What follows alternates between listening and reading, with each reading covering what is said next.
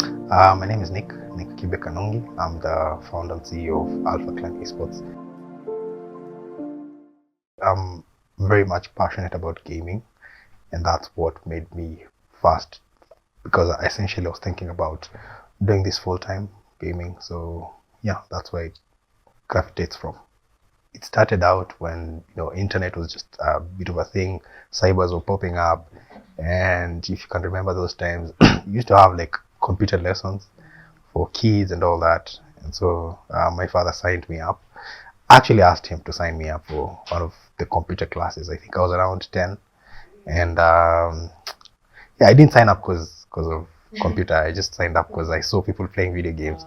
I was like, yeah, that's what I want to do. My first game was called Prince of Persia Classic.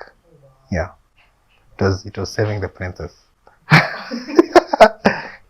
I would say, yeah, I played PC for a very long time, and of course, with the development of technology, new games popping up, new consoles were popping up, and so yeah, I transitioned from basically playing PC based type of games, and then started playing the PS1, PS2, PS3, and then yeah, as time went by, I think diversified. So I would say I'm not like the FIFA kind of gamer. I usually play a wide range of games.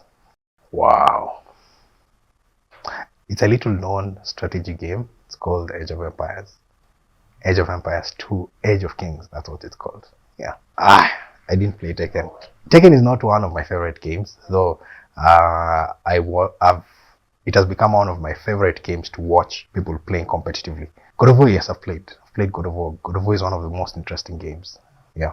Unbeknownst to many, I would say gaming is very, very expensive. You have to start out with a huge capital. I would say you need to have, the gaming devices. You need to. I didn't start basically with a lot of knowledge when it comes to general esports. There are no courses on esports. There are no courses on esports management. So this was just out of what I knew from the internet, doing my own research and all that. And I thought to myself, this is a gap that I can start with. So yeah, I think the biggest challenges have been, first of all, capital, because yeah, gaming is expensive, and secondly, because we do not have basic knowledge being taught in our colleges and universities regarding esports. I had to do a lot of research on the internet regarding how to set up teams, how to do management. So yeah, in 2018 there weren't many esports activities. We just had this came from a back end of participating in my first major tournament, which was in 2016. It was a Call of Duty tournament sponsored by Asus. So yeah, I was the team captain then. I think back then we called ourselves Alpha Clan Gaming or something. And so so I just participated in the 2016 tournament, Call of Duty tournament, and then 2 years later is when now a lot of esports activities were being done, a lot of tournaments were coming up. And back then, again, I started my team back in Kilifi, my hometown. And so I was like, there's a lot of talent, especially at the Kenyan coast. So why not encourage my friends, start this thing up, participate, and challenge guys in Nairobi, because that's where most tournaments were. So yeah, that's how Alpha essentially started. Yes, Nairobians have more exposure, so I would say, but talent-wise, yeah, I'm making that statement actually. Mombasa guys are very, very talented. Just that they do not have much tournaments and exposure as we would want them to have. So most of them have to travel all the way to Nairobi, and that could be much of a they're far much more first people who are interested in the space, because there is now existing a roadmap for those who want to venture into the space. There are far much more companies or I would say tournament organizers who are actually doing competitions locally. There are far much more teams which are now recruiting, apart from just Alpha, which are recruiting gamers to participate in not just local competitions, but international competitions. So that roadmap wasn't existing 5 or 4 years back. I would say the biggest misconception about esports is we are not where the global scene is. people assume that gaming is as big as it is globally in Kenya or in Africa. In reality, it's not that, huge. Yeah, the price pools there, the career path that is there, there are far much more viable career paths in the global space or in the East or West regarding to pursuing this as a career. Supposedly, someone in the US or the UK decides, I want to pursue this thing as a career, then yeah, it makes much more sense there. Here, you'd have to battle challenges like lack of internet, and again, gaming is also very expensive. So the per capita income, if you weigh the per capita income of those in the UK and here in Kenya, so there's always this assumption that gaming is big here in Kenya, but we are yet to catch up. So so I went to, of course, the Commonwealth as a team manager, not as a player. Something I learned is we still a huge for some of these games. Of course, if there is a game that is popularly known is FIFA, so I would say the skill gap wouldn't be that far if we have to take players out there. But the games that were being played at the global stage at the Commonwealth was I think e-football. We didn't perform quite bad. I would say we are very much skilled when it comes to football generally, and so we did perform well in e-football, not so much other games. I think one of the games was Rocket League. For the Rocket League female, our team was thrashed 40-0. So, yes, 40-0. So that wasn't a very pleasant, memory of, Commonwealth. So, yeah, I would say a lot of parents are not very welcoming when it comes to if the kid decides to pursue this as a career path or just the activity itself, as a hobby. And so we are trying to change that narrative as Alpha Clan Esports to just educate parents on, the world is changing. We had playgrounds back then in our time, and now internet is slowly, or gadgets are slowly occupying our playing fields.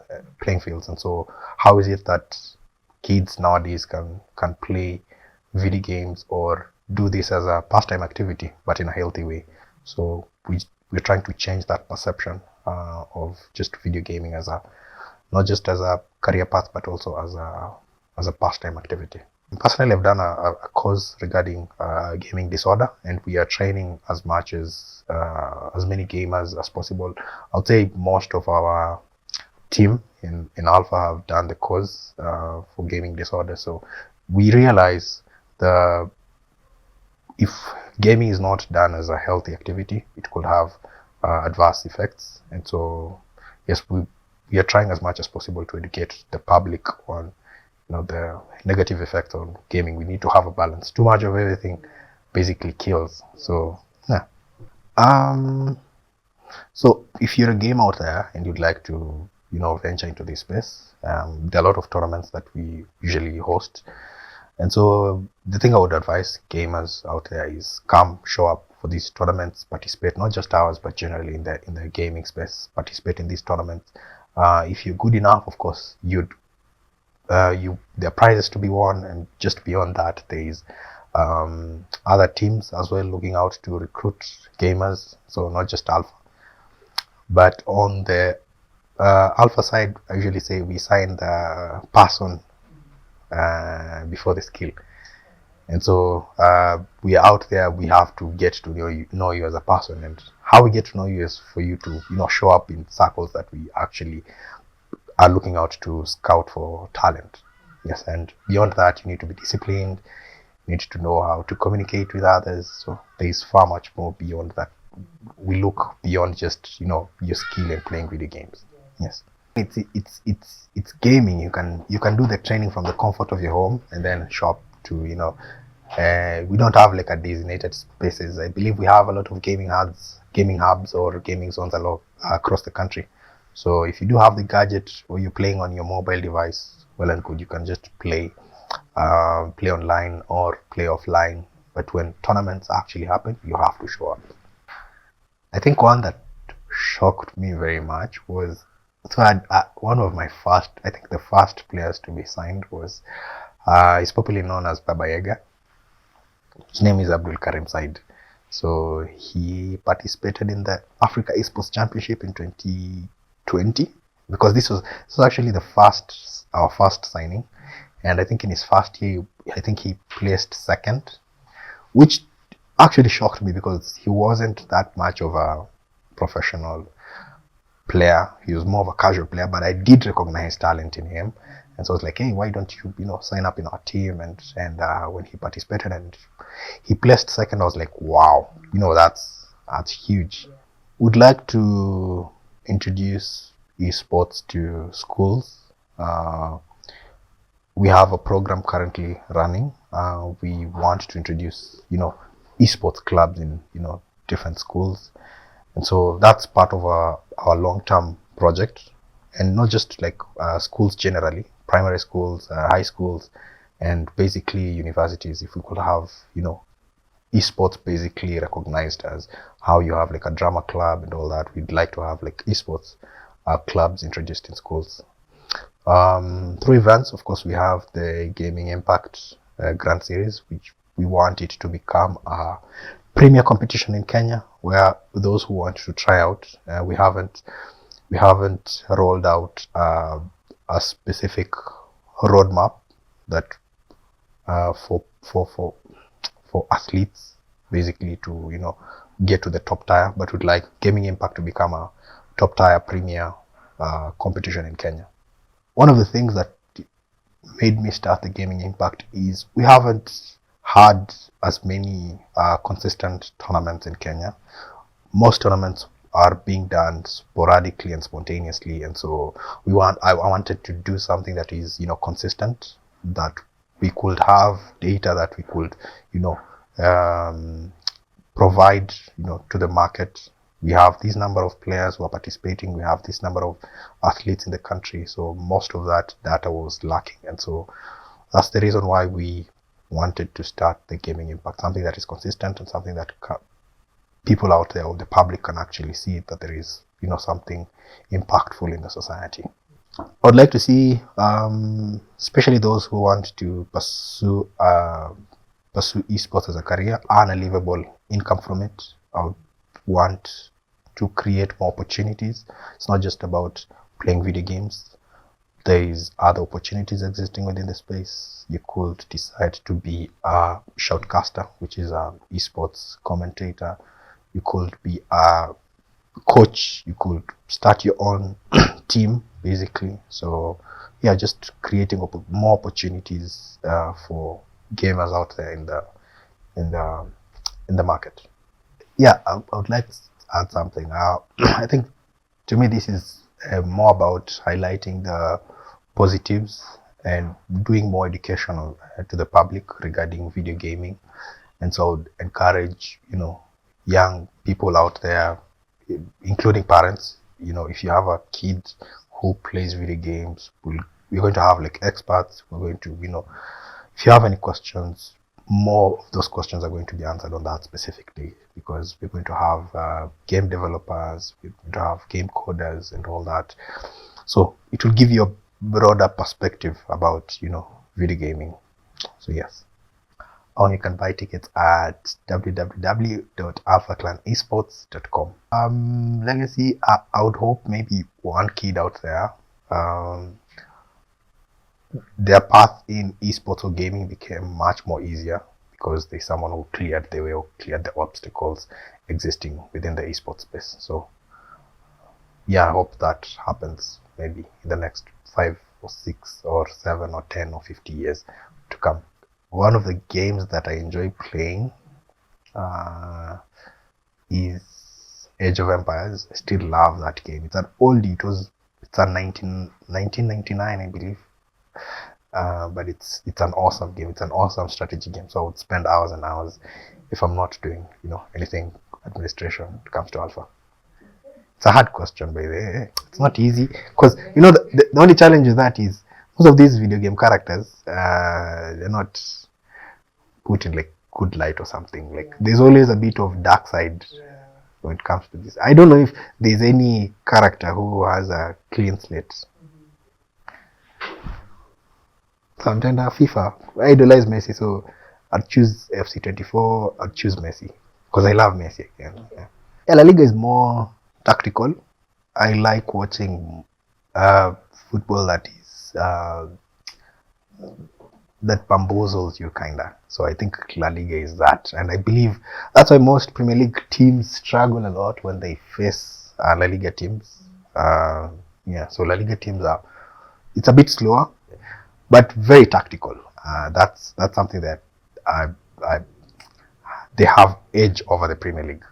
Premier League is I think the only teams that are tactical is Arsenal and City. I don't see any, a bit of technicality, too much technicality, and yeah. Yes, it does. Again, being a